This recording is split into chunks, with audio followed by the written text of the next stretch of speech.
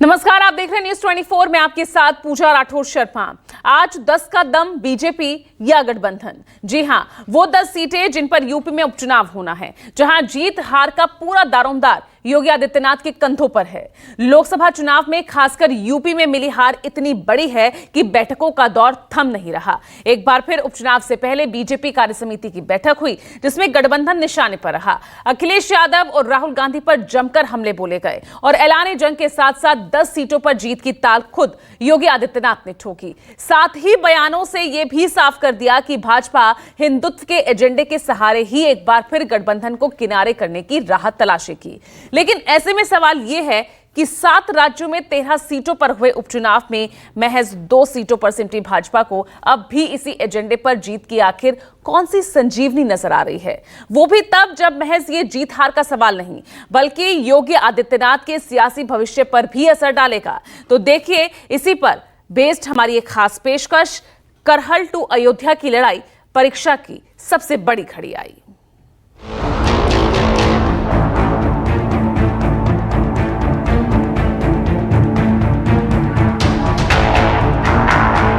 Bharatiya Janata party के कार्यकर्ता को किसी भी स्थिति में बैकफुट पर आने की आवश्यकता नहीं है।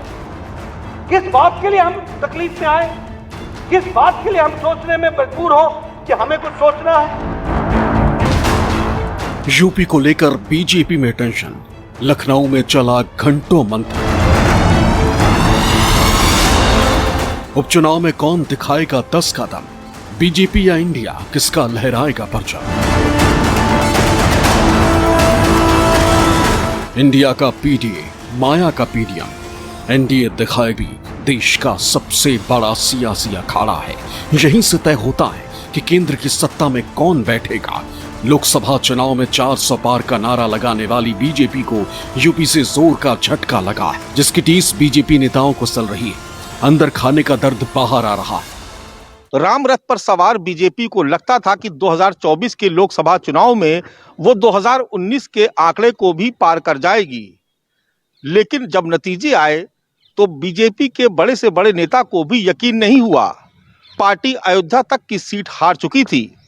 2019 के लोकसभा चुनाव में 62 सीटें जीतने वाली बीजेपी 2024 में महज 33 सीटों पर सिमट गई। समाजवादी पार्टी और कांग्रेस के पीडीए के फार्मूले के आगे भारतीय जनता पार्टी की कोई रणनीति नहीं टिक पाई और ये सवाल अभी भी कायम है कि पीडीए के फार्मूले के सहारे बीजेपी कौन सी रणनीति अपनाएगी। बीजेपी में मंथन का दौर अभी भी जारी है, लेकिन अभी तक इस सवाल का कोई जवाब नहीं मिला। लिहाजा बीजेपी अब हिंदुत्व के सहारे ही अपनी सियासत को आगे बढ़ाने की कोशिश कर रही है। राज्यसभा के बीजेपी नेता लखनऊ में जुटे और पार्टी की कार्य समिति की बैठक हुई, तो यहां भी मंथन का दौर चला।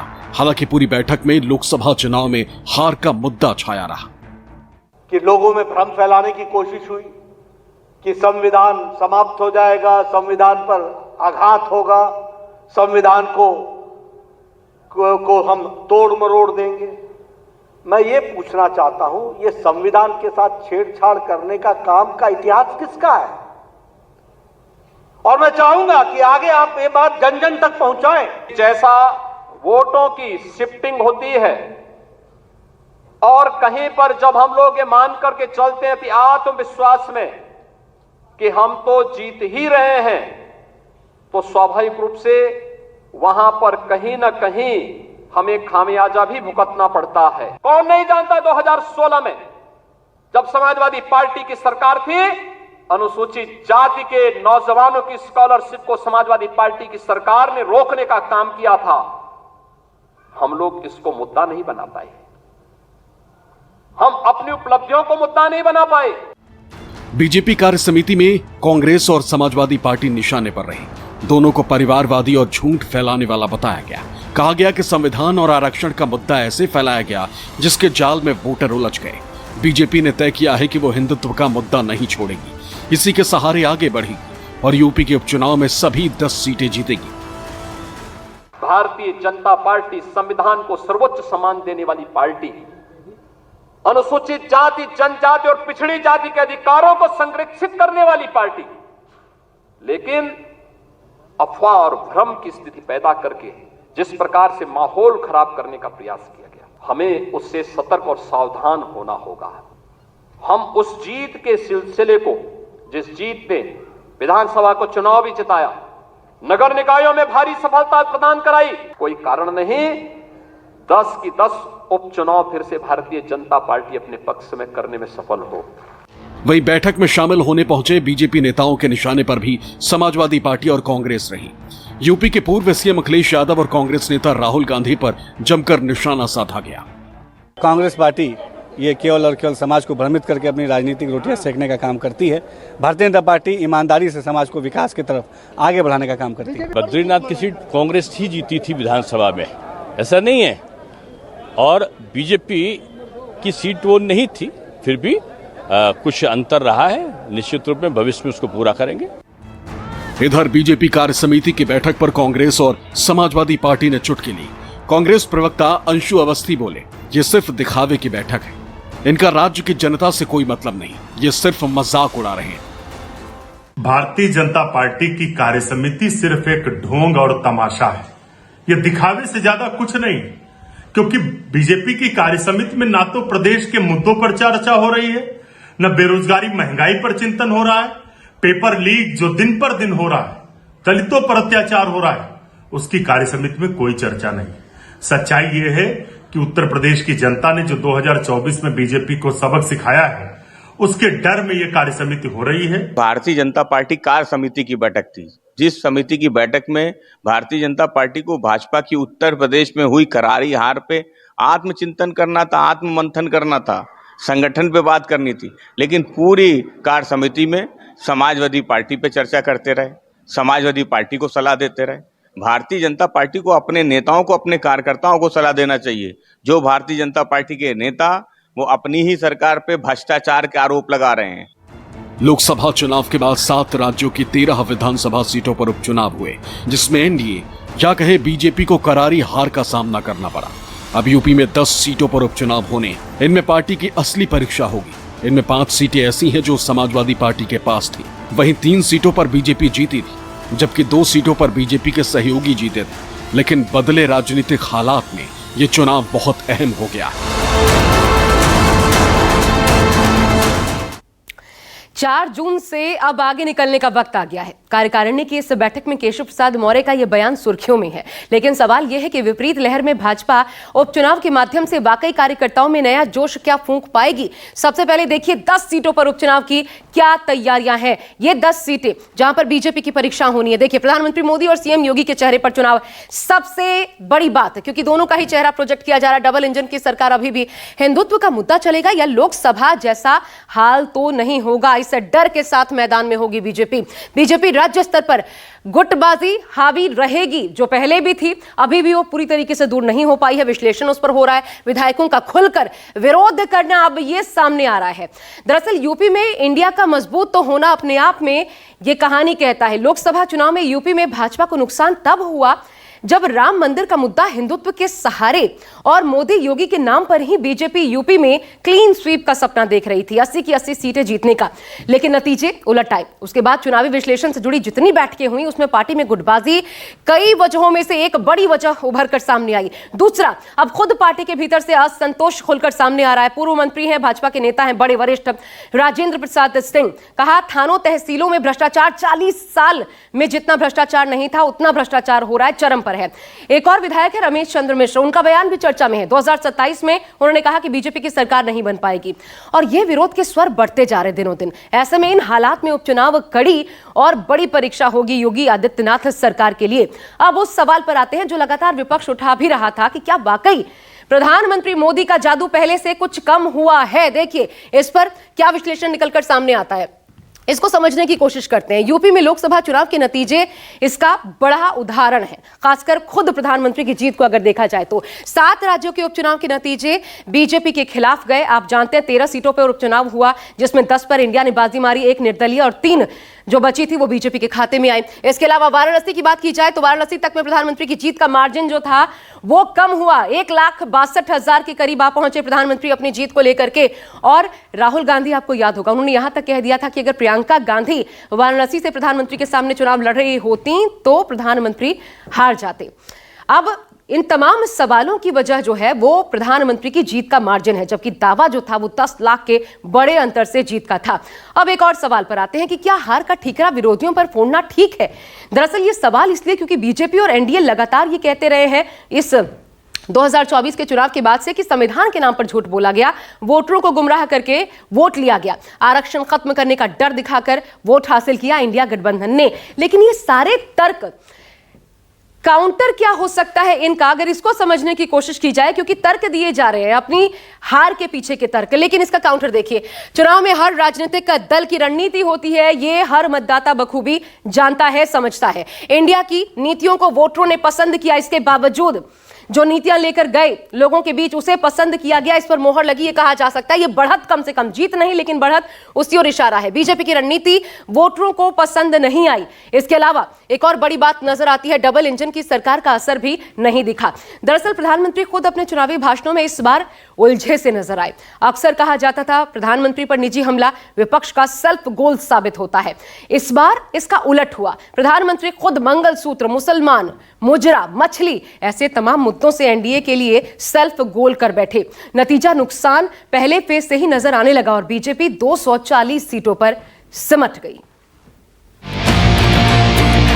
यूपी में जिन 10 सीटों पर उपचुनाव होना है उनके नतीजे संख्या के रूप में बीजेपी और समाजवादी पार्टी को कोई फायदा या नुकसान नहीं पहुंचाएंगे, लेकिन इन पर जो जीतेगा उसके मनोबल पर असर जरूर पड़ेगा।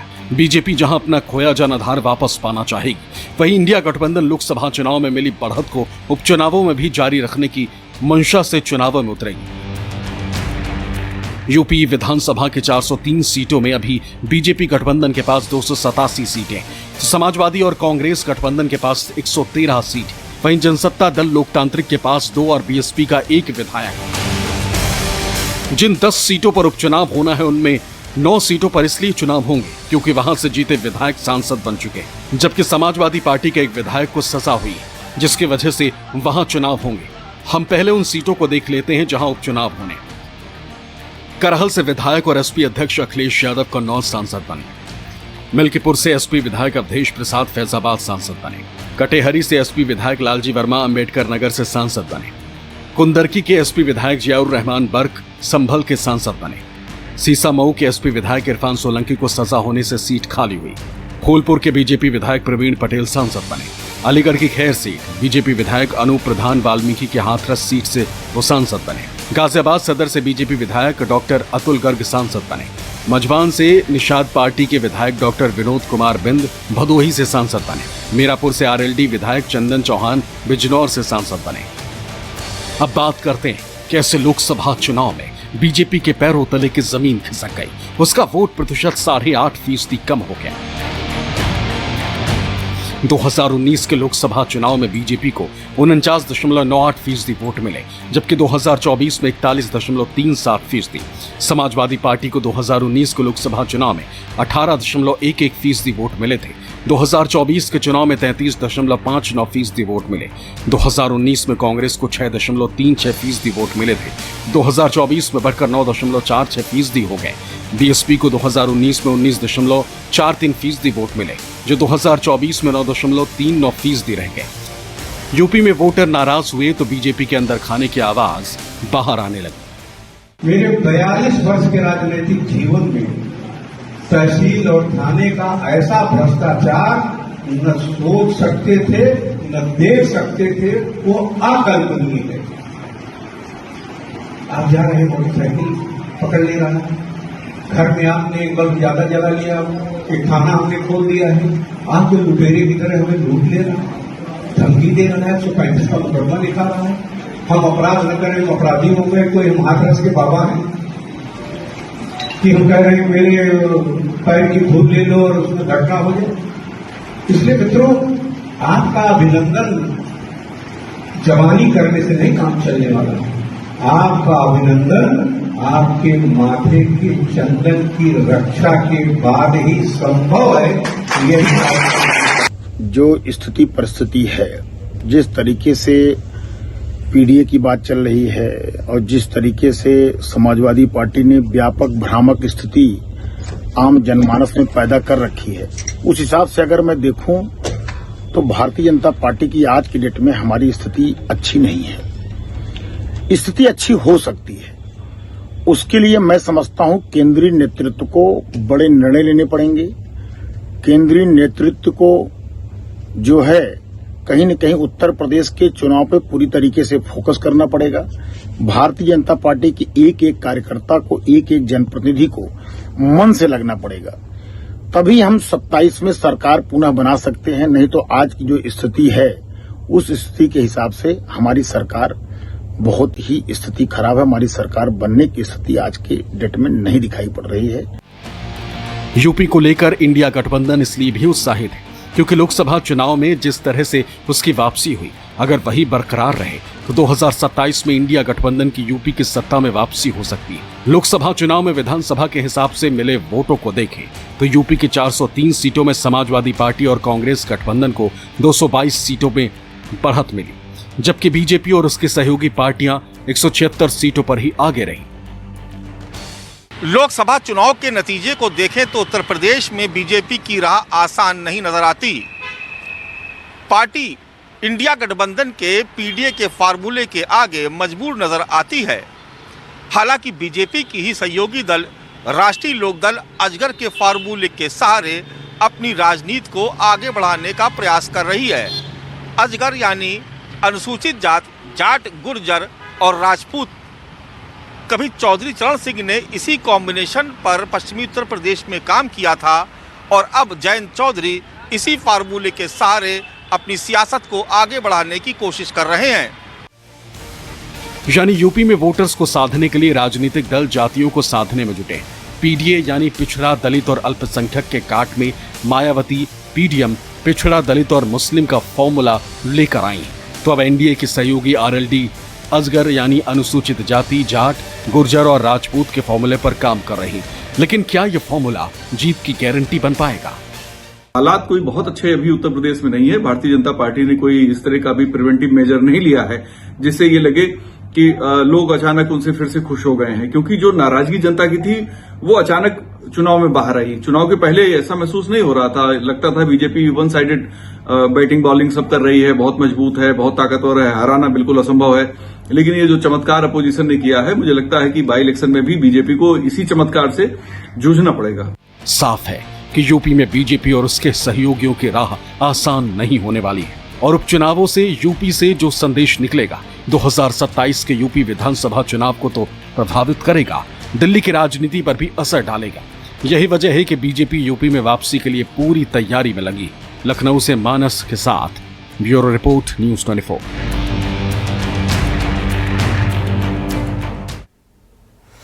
तय है कि कार्यकर्ताओं का मनोबल चुनावी नतीजों के बाद से गिरा है और साफ साफ इसका असर देखने को मिल रहा है और मुखर स्वर अब सामने आ रहा है। हालांकि खुद मुख्यमंत्री योगी आदित्यनाथ कार्यकारिणी की बैठक में कहते नजर आए कि बैकफुट पर कार्यकर्ताओं की रहने की कोई जरूरत नहीं है। केशव प्रसाद मौर्य ने जो कहा वो हमने आपको सुनवाया कि 4 जून से अब आगे निकलने का वक्त आ गया है। लेकिन क्या वाकई ये तमाम कोशिशें रंग लाएंगी, वो भी तब जब नए सिरे से तैयारी हो रही है? तैयारी ये कि जो पीडीए जो सोशल इंजीनियरिंग का खाका अखिलेश यादव ने पेश किया पिछड़ा, दलित और अल्पसंख्यकों को लेकर, क्या अब उसका काउंटर ढूंढा जा सकता है इस चुनाव में या फिर हिंदुत्व के सहारे ही बाजी मार पाएंगे? देखिए क्या होता है, हम आपको दिखाते हैं।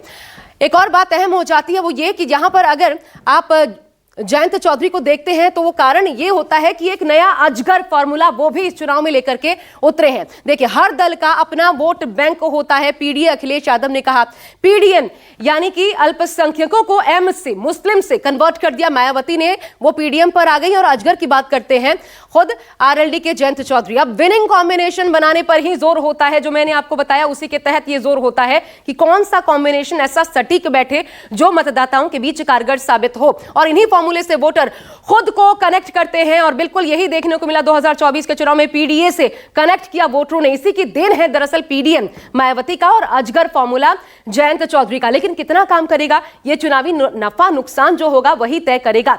अब उपचुनाव के नतीजे इंडिया को क्या दम दे रहे हैं या देंगे? आगे 10 सीटों पर जो चुनाव होना है उसको भी अगर देखा जाए तो देखिए उपचुनाव क्या कहता है। आप जानते हैं कि 7 राज्यों की 13 सीटों पर उपचुनाव हुए, 10 पर इंडिया गठबंधन ने एक बार फिर से बाजी मारी, यह अहम हो जाता है। इसके अलावा अयोध्या के बाद बद्रीनाथ में जीतना, यह एक बड़ा संदेश गया। बीजेपी शासित राज्यों की अगर बात की जाए तो वहां पर जीत मिली इंडिया गठबंधन को, उत्तराखंड खासकर जहां पर बीजेपी की सरकार थी। बाय इलेक्शंस के नतीजे में इकलौता ये ऐसा राज्य है जहां पर बीजेपी की सरकार होते हुए भी बीजेपी को नुकसान पहुंचा। बीजेपी दोनों की दोनों सीटें हार गई। अमूमन जबकि राज्यों में सरकार के रहने का फायदा सत्ता पक्ष के साथ जाता है, लेकिन यहां इस उपचुनाव में ऐसा देखने को नहीं मिला। अब आगे आपको यह भी बता दें कि 2027 की तैयारी किस प्रकार की नजर आ रही है, कौन किस पर भारी। देखिए राहुल और अखिलेश की जोड़ी हिट रही, ये आप देख चुके हैं। आगे साथ काम करने की बात भी कही गई है। इसके अलावा वोटरों के मुद्दे से इंडिया ने खुद को जोड़ा, कनेक्ट किया और ये साफ साफ असर नजर आया। संविधान, आरक्षण, बेरोजगारी, महंगाई, ये वो तमाम बड़े मुद्दे थे जिस पर स्टिक रहा इंडिया गठबंधन। साथ ही फ्री राशन स्कीम का असर कम हुआ। 80 करोड़ लोगों को फ्री राशन की बात जरूर की गई, लेकिन इसका असर कम हुआ।